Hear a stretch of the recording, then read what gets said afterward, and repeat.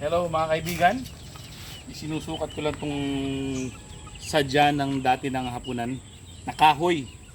Kung sino man nakabili na ng ganitong klaseng fly pen mga kaibigan, yung galvanized, meron na siyang kasamang hapunan katulad nito. Napansin ko, kung napanood nyo yung video ko nung inassemble ko tong fly pen, nahihirapan yung sisiw na yung mga alaga na pumapon mabuti. Galaw sila lang galaw kasi parang binabalance nila yung sarili na nakaganyan sila. Parang gumagano sila. Magalaw-galaw na ganun. So hindi sila nakakapagpahinga mabuti. So ang pinaka best na gawin is palitan ng kahoy. Ito ay pinalit ko.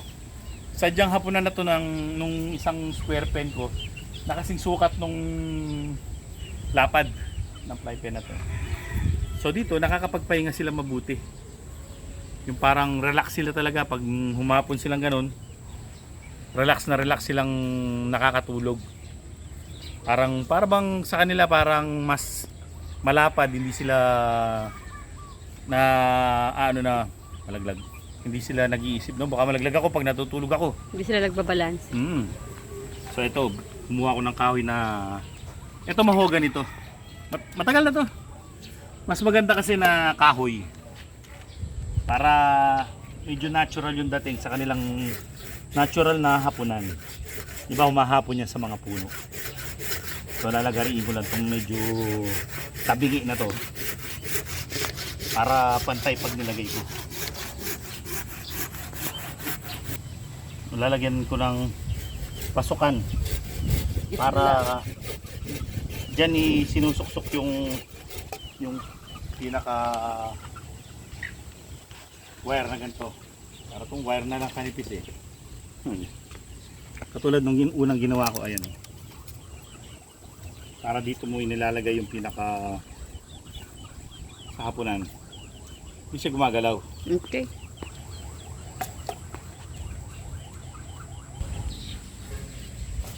Okay, tabingi pa.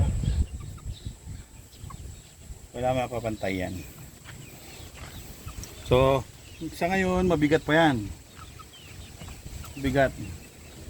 Kasi dahil sa hanggangan ng natural niya.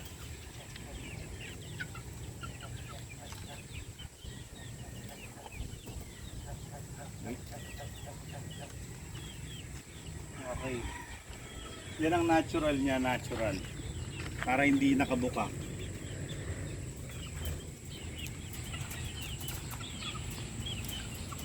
Sige. Ay, matapang yung malaki. Bigla na lang siyang nag-angas. Modify. Modify na naman. Kunin ko na to.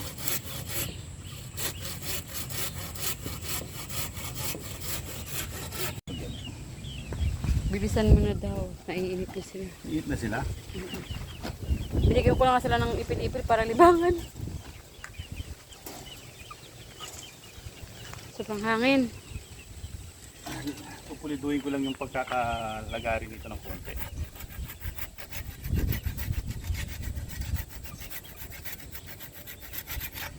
Yan, so konti pa. Para hindi lang siya masikip.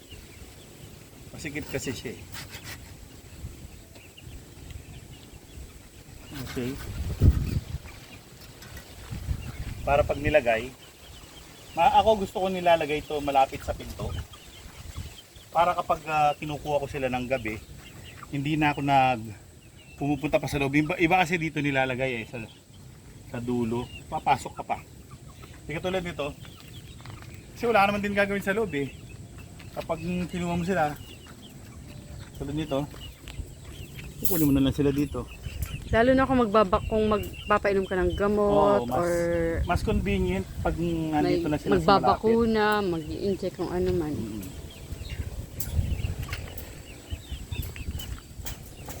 Yan.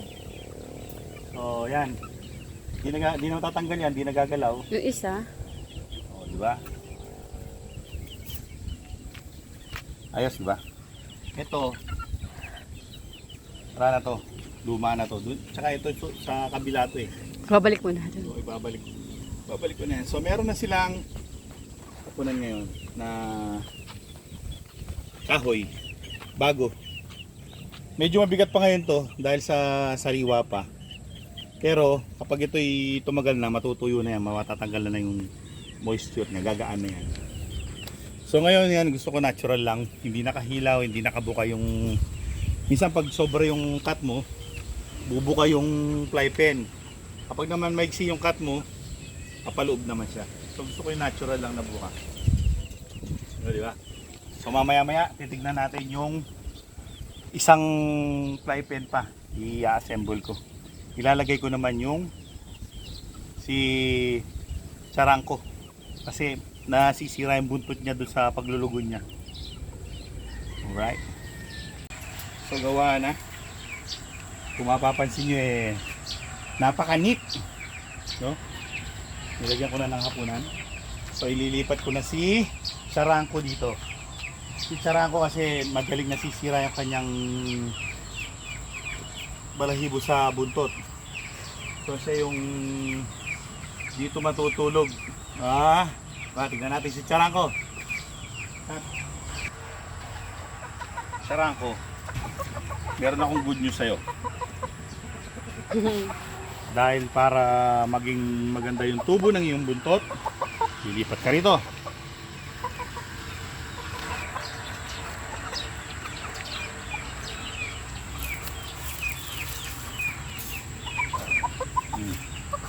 No, charangko, binata na.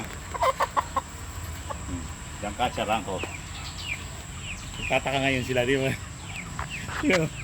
Nagtataka ngayon sila. Ano kaya itong tisoy na to? Di ba? Oh. Nagtataka sila sino yung tisoy. Ipagsiksikan nila pa. Oh, di ba? O ngayon, hindi na masisira ang buntot ni charangko, magiging malaki na yung kanyang space. At the same time, nakikita ng mga bulik si charangko. So, hindi sila mag-aalangan kapag sila'y nakatapat ng puti balang araw. Kasi may puti sila nakikita. Halos kumpleto na ako dito sa lugar namin. Si Aling Nimay may talisain. Si Bradley yun, talisain, may pula, may bulik, may puti. May tawag sa amin sarasa yung puti na may mga iba-ibang kulay, bulik. So, we're set. May lady blue. Magkakaroon pa kami ng mga abuhin yan. So mga kaibigan, maraming salamat sa inyong panood. At ito na ang bagong mga fly pens namin na galvanized. May hapunan na maganda. Hindi na sila mahihirapan. So hanggang sa susunod na episode. Maraming salamat sa inyong panonood. Paalam!